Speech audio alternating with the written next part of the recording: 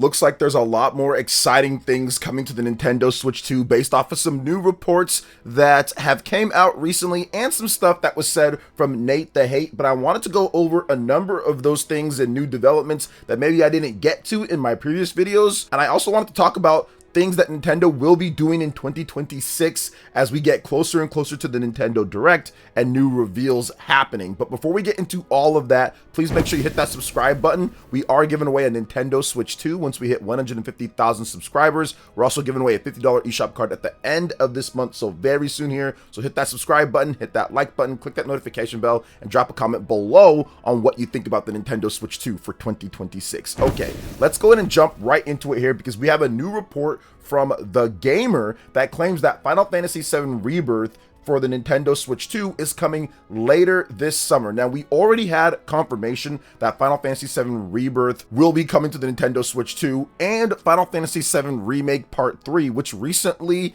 the developers of the game have stated that they have a name for that one, but they haven't said it, but they have a name. And many have pointed to FF7 Remake Part 3 being announced later this year. So if that's announced later this year, you probably want to have Final Fantasy VII Rebirth out before that announcement so people can kind of play the remake integrate if they haven't played it. That recently came out on Switch and Xbox. Play that, then play Rebirth this summer, and then get excited and get ready and hopefully day and date release for FF7 Remake Part 3 on all platforms, PC, Xbox, PlayStation, and the Nintendo Switch 2. Now, that's yet to be seen, but I do think that's what they're setting up for. And this report from The Gamer states that it's coming this summer. So we could potentially see FF7 Rebirth at the upcoming Nintendo Direct. That is something that is possible. FF7 Remake Integrate has been so good so far on the Nintendo Switch 2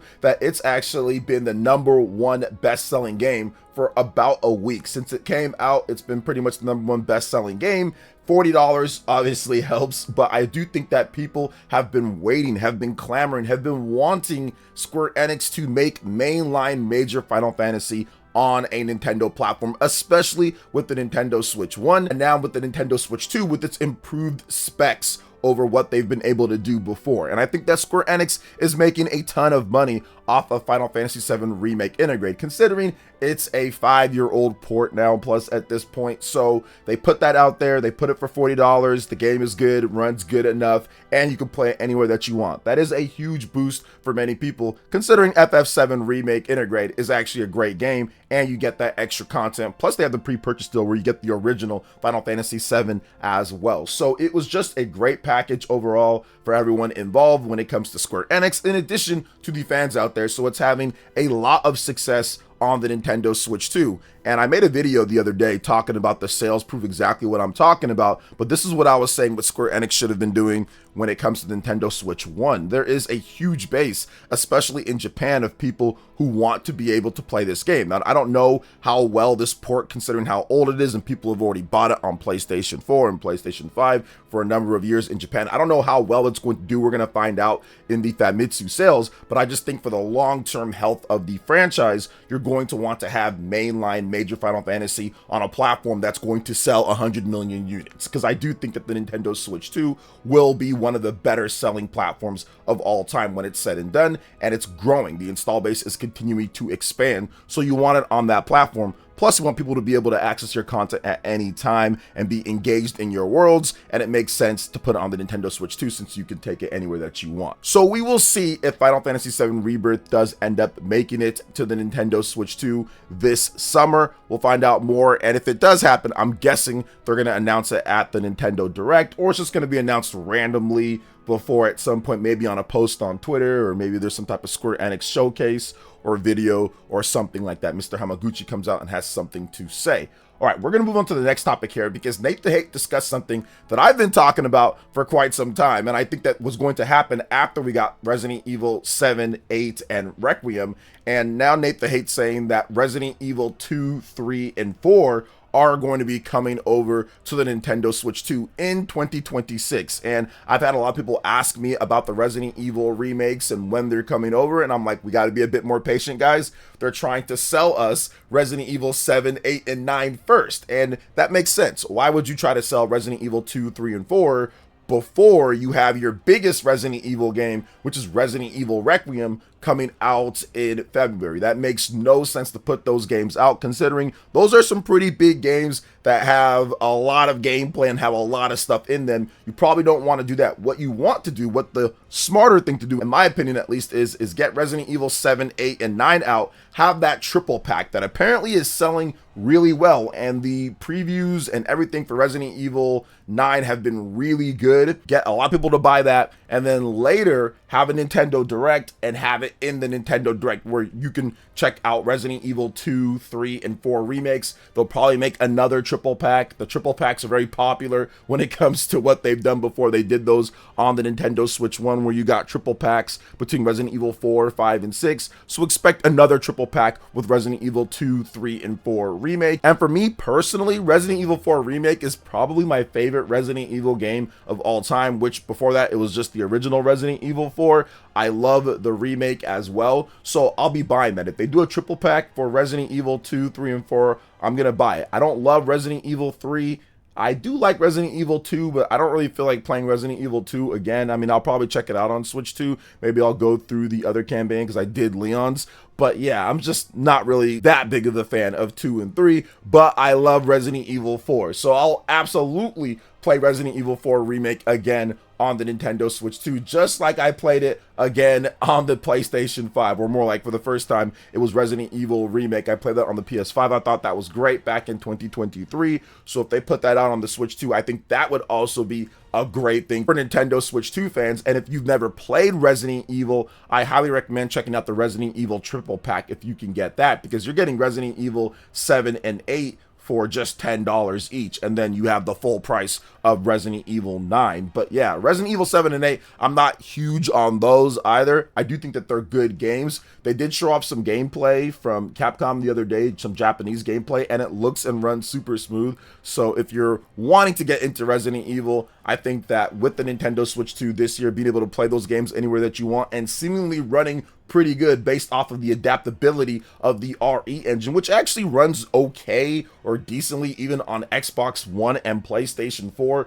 Nintendo Switch 2 is more powerful than those systems, so it should even be able to run those games that are coming out even better, because all of these games, with the exception, I think, of Resident Evil 9, that's not on the previous gen, but all these games that we're talking about are all on PS4 and Xbox One. So I think that that's a very good sign when it comes to Nintendo Switch 2, being able to handle these and being able to get them running and looking great. So I got utmost confidence in Capcom based off of what we've already seen. And yeah, I think Resident Evil 4 Remake would be really cool to have. So looks like that's probably going to be coming in 2026. Expect that to be announced or revealed at a Nintendo Direct as well. Now, there is some other stuff that I wanted to talk about here, because once again, third-party stuff is really heating up on the Nintendo Switch 2. Now, we discussed how Final Fantasy VII Remake Intergrade is #1 on the eShop. That's awesome. That's great to see that Final Fantasy VII Remake Intergrade is doing so great.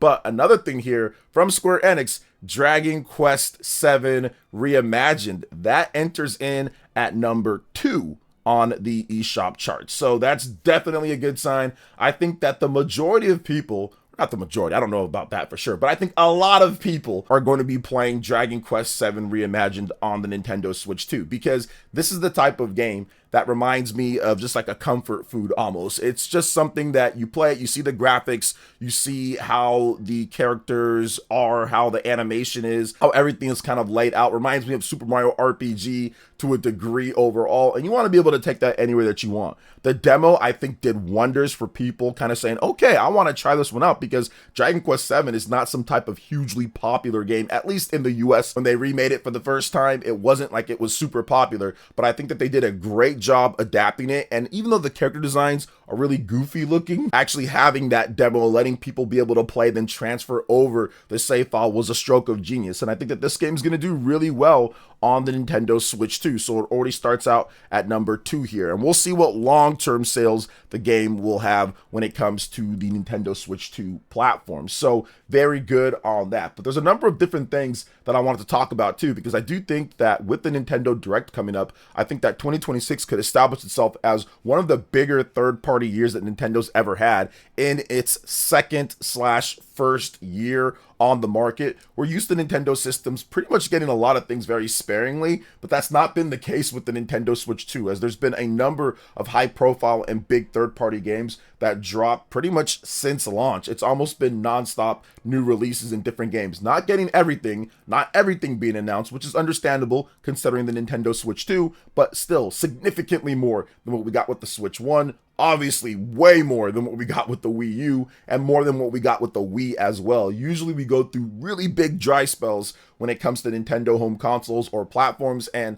that just hasn't been it with the Nintendo Switch 2. So that's absolutely a welcomed thing here. I do think that it's not just going to be the third party when it comes to 2026 that defines what Nintendo's going to be doing. I think there's going to be some first party stuff, and I'll have a bigger video on this later, but I just wanted to touch on it just a bit here, and that's Monolith Soft in 2026. Nate the Hate in his podcast talked about how he thinks, or he predicted first party wise, there's going to be something from Monolith Soft, and he stated a Xenoblade Chronicles 2 Definitive Edition. So if you remember Xenoblade Chronicles Definitive Edition, that's the original game, then they bring it back and put it in better graphics, and they add some extra content in, and it's a full release of the game, new release of it at full price. Now, that's something that they could do. I think out of all the Xenoblade games, Xenoblade Chronicles 2 needs a re-release or needs a update the most, because it's the most rough overall. If playing it on the Switch 1, it's the most rough out of all the games. So I think I'd be fine with that if they did that, or if they just did updates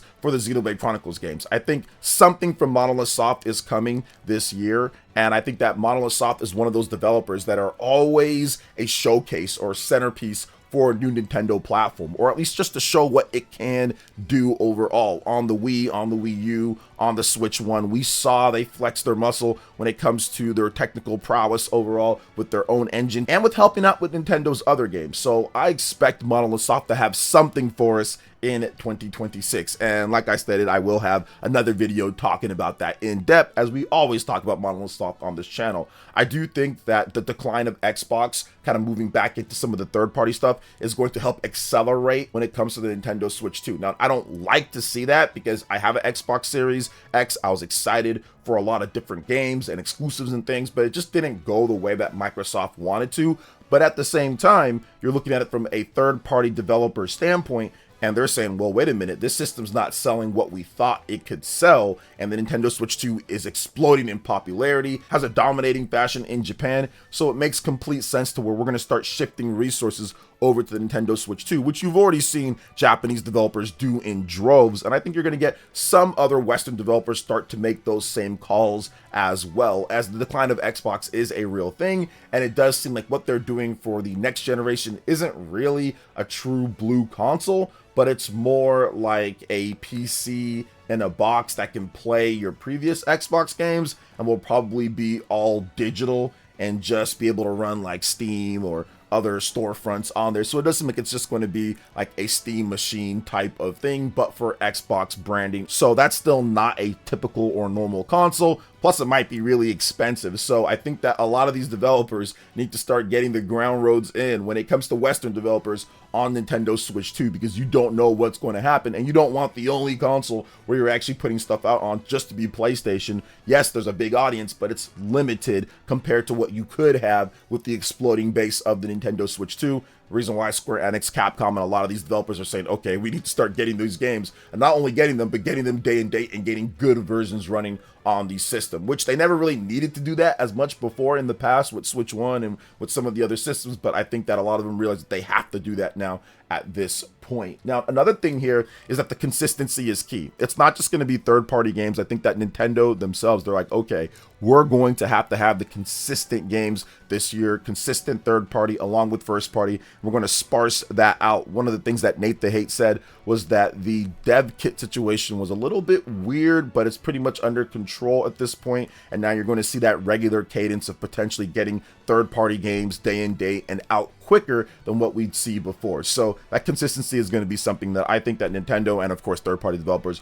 are going to want to have, so they can make a lot of money, because that's really what it's about. It's about fulfilling their vision of what they want to do, but it's also about actually making money. And of course, for gamers, we want to be able to play incredible games. So one other thing that I think that kind of dies this year, but the Switch 1 and Switch 2, they're going to coexist, and Switch 1 continues to sell at least a bit. I think that next month when we get Nintendo's financial investor meeting sales results, it's going to be confirmed as Nintendo's best-selling system of all time, because it was right behind the Nintendo DS 3 months ago back in September, and we already know from the Japanese Famitsu sales that it's passed it up. So it's Nintendo's best-selling system of all time, and they still have a few more Switch 1 games coming, like Rhythm Heaven and Tomodachi Life, which we have a Nintendo Direct for coming up here the 29th. But I do think that that pretty much is dropped in 2026. I think those are the final Nintendo Switch 1 games, and after that, it's going to be all Nintendo Switch 2. So the full focus, which Nintendo already stated in their investor meeting before, like, hey, we've already finished our Switch 1 games, now we're just really focusing on Switch 2. But when it comes to games from Nintendo, this might be the last batch here. Full focus goes to Nintendo Switch 2 in 2026 and the future. So what do you guys think about everything here when it comes to all the different third-party stuff, the Nintendo Switch 2 discussions that we had? Let me know in the comment section below. All right, guys, that wraps it up for this video here. Thank you so much for watching. I do appreciate it. Please make sure you hit that like button, subscribe if you're someone new, click that notification bell, and check out my other Nintendo Switch 2 RPG content and more right here on screen. Thanks for watching, and we'll catch you guys for the next one. Peace.